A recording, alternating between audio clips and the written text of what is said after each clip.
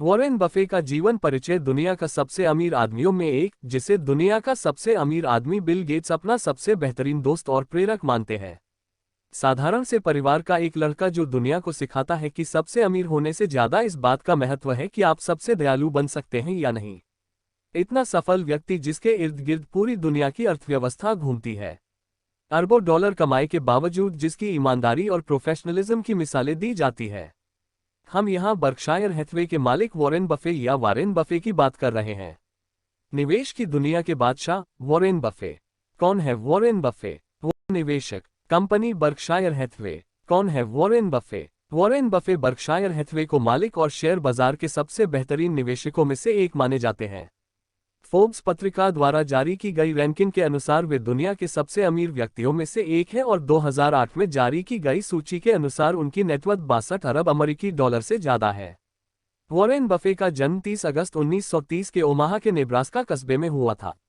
Omaha का होने की वजह से उन्हें ओमाहा की देववानी या ओमाहा का ओरेकल भी कहा जाता है। वॉरेन के पिता का नाम हावर्ड बफे और माता का नाम लीला स्टॉल था।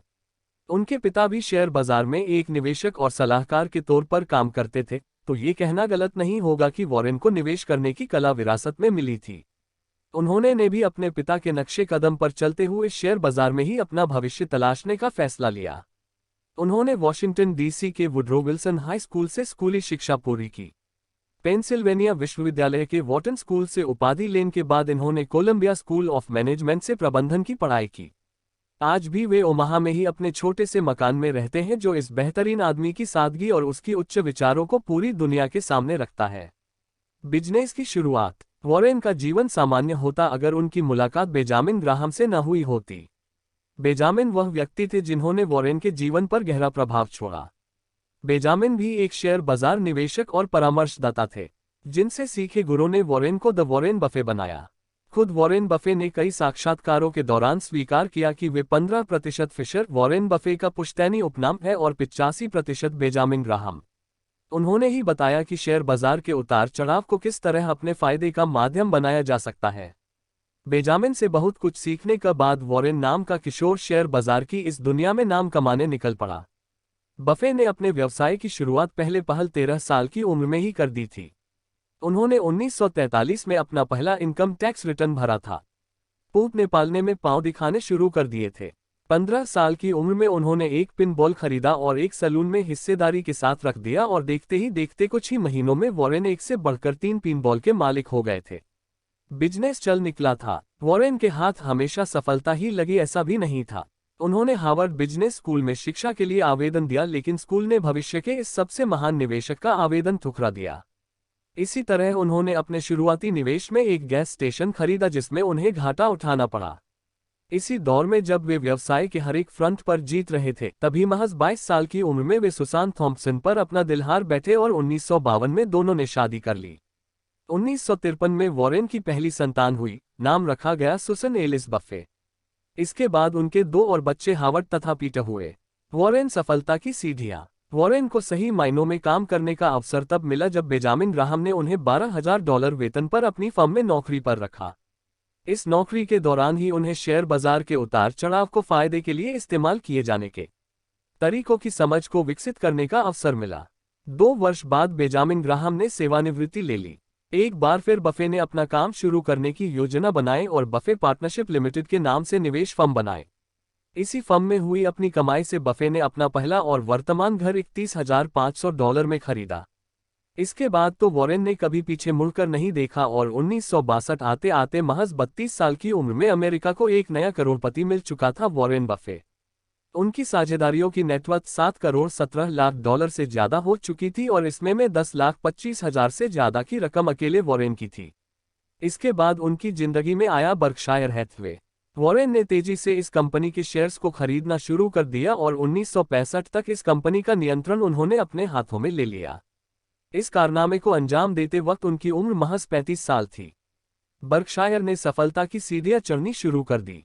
इसी कंपनी के साथ काम करते हुए उन्होंने सभापति के तौर पर चिट्ठियां लिखी जो पूरी दुनिया में मशहूर हुई।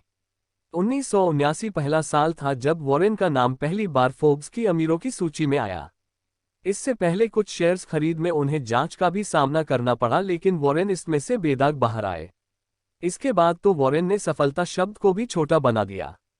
उन्हें सर्वकालिक महान पूंजी प्रबंधक स्वीकार कर लिया गया। 2008 में उन्होंने बिल गेट्स को पछाड़ते हुए दुनिया के सबसे अमीर आदमी होने का खिताब भी अपने नाम कर लिया।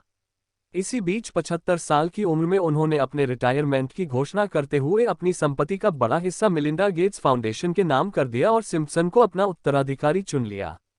वॉरेन बफे का निजी जीवन। Warren Buffett personal information. Warren Buffett का निजी जीवन भी उतना ही रोमांचक है जितना उनका प्रोफेशनल जीवन। अपनी पत्नी सुसान थॉम्पसन से उनका संबंध खट्टा मीठा कहा जा सकता है। इस जोड़े के 3 संतान हुई, लेकिन शादी के कुछ साल बाद ही 1977 से दोनों ने अलग अलग रहना शुरू कर दिया, हालांकि उन्होंने कभी तलाक नहीं लिया। वॉरेन ने 2006 में सुसान की मृत्यु के 2 साल बाद ही अपनी मित्र एस्ट्रिड मेंग्स के साथ शादी की। इन दोनों की दोस्ती वॉरेन की पत्नी सुसान ने ही करवाई थी। इसके अलावा वॉरेन बफे को ब्रिज खेलने का बहुत शौक है और इसके लिए वे बिल गेट्स और पॉल अलर को अपना साथी बनाते थे।